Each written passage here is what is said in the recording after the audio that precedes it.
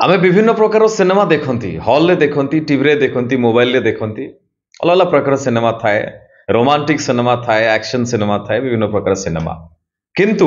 जो Indian army ऊपर cinema थाए मिलिट्री ऊपर सिनेमा थाए डिफेंस ऊपर सिनेमा थाए आमको किसी अलग फील कराए आम बहुत इमोशनल हो जाती आ ये सिनेमा से भाई एक सिनेमा मेजर मुकुंद बरदराजन को बायोग्राफी ऊपर ये सिनेमा सिनेमार ना हूँ अमरन ये सिनेमा थिएट्रिकल रिलीज होता अक्टोबर 31 2024 रे थिएटर रे होता किंतु थिएटर में देखी नी ये सिनेमा देखिली मुझे रिसेंट एवं देखिली नेटफ्लिक्स रिलीज होती आप देखिपारे नेटफ्लिक्स अच्छी कि ये सिनेमा आपन को किसी अलग फिल कर कहीं ये सिनेमा जो आप देखती आपन बहुत इमोशनल फिल हुए आमे केते खुशी रे अछंती कोन पय अछंती हमर डिफेंस सिस्टम हमर नेवी एयरफोर्स आर्मी सेमानक पई आमे बहुत भल रे अछंती ये सिनेमा मु लास्ट पर्यंत देखिली गोटे बड़ लेंथ अधिका लेंथ सिनेमा बड़ टिके सिनेमा हबो किंतु मते लागिलान जमा लंबा सिनेमा ये सिनेमा रे बहुत किछि आपण पाइबे ये cinema directed by Rajkumar produced by Kamal Haasan तांको प्रोडक्शन हाउस ये सिनेमा बहुत ही भल लागियो स्पेशली कहानी तो आप देखिए जो देखिए आपको जानवे आप कहीं ये भाया सिनेमा आप निजे फिल करवा दरकार देखा दरकार जेहेतु ये सिनेमा एक वार एक्शन मूवी बहुत सारा एक्शन अच्छी बहुत सारा वार ए देखी बहुत सारा टेररिस्ट अटैक बहुत सारा ए लीड रोल अच्छा शिव कार्तिकेयन साई पल्लवी दी जनकर एक्टिंग अभिनय आप देखिए जो कॉलेज लाइफ मैरिज फैमिली जिते वार होची जिते सी टीम को संभालुंट जिते टोटाली आपण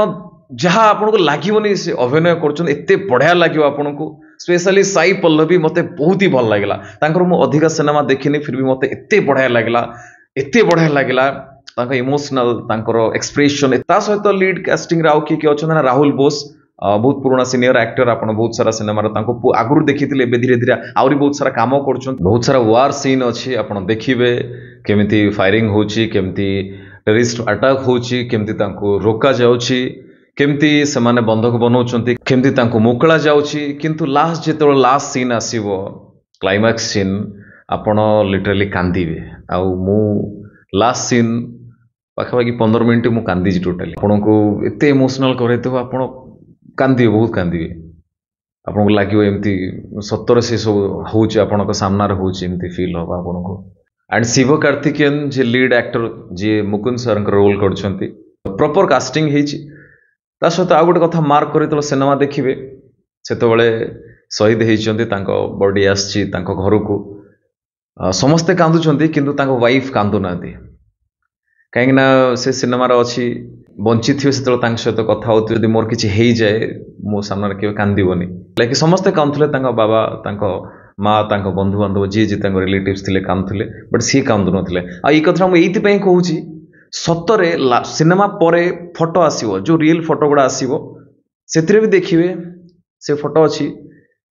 से चुपचाप अच्छा आ ये कहानी सत कहानी बायोग्राफिकल सिनेमा सत कहानी आप समस्त देखा दरकार ये सिनेमा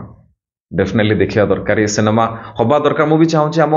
ओडिया रे भी बहुत जवान अच्छा बहुत वीर जवान अच्छा भी सिनेमा हवा दरकार जदि आम ओडिया मेकर्स जदि किए मो कथा देखु था शुणु था समस्त अनुरोध कि आपण मैंने भी एमती सिनेमा करूँ बहुत भल भल एक्टर अच्छा आप खोजतु नुआ लोक नुआ पिला बहुत अच्छा आप नहीं पारे वर्कशॉप करके डेभलप करके ये अनुरोध सब जी मेकर्स अच्छा आम ओडिया जो मैंने अच्छा कहीं ओडिया सिनेमा भी धीरे धीरे डेभलप है आपड़ डेफिनेटली ए भी काम करूँ डायरेक्टर सर राजकुमार पेरियास्वामी स्क्रीन प्ले भी सी डिजाइन कर एंड बहुत ही बढ़िया लगे आपको and this movie is based on India's most fearless true stories of modern military heroes by Shiv Arora and Rahul Singh ए म्यूजिक देइछन्ती जीवी प्रकाश कुमार आर पूरा कंप्लीट मूवी रो लेंथ अछि 169 मिनिट्स रो टिके लंबा हबो बट आपनको भल लागियो बहुत ही भल लागियो एभली सिनेमा को आमे केबे नेगेटिव कथा कहबाने काहे ना केतले बहुत सारा किए कही दिखती रिव्यू कला बेले कि ये सिनेमा एमती आपको एते स्टार ये सिनेमा को से भाई जमार भूल भी केवे कहबेनी ये गोटे सत कहानी ये काल्पनिक कहानी नुह ये त्यागर कहानी